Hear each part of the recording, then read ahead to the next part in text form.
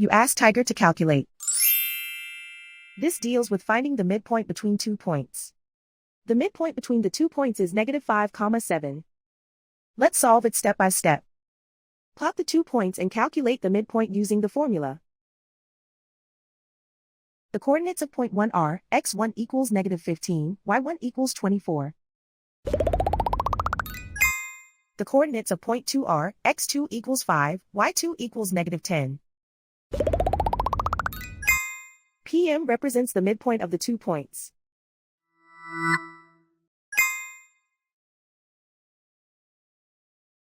Use the x values in the midpoint formula to find the midpoints x.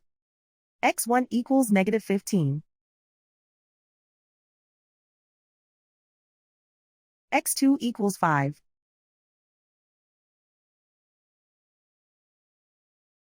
Simplify the arithmetic.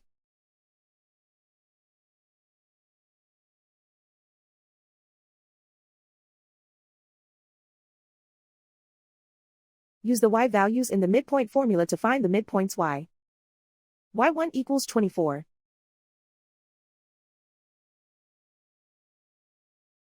y2 equals -10. Simplify the arithmetic.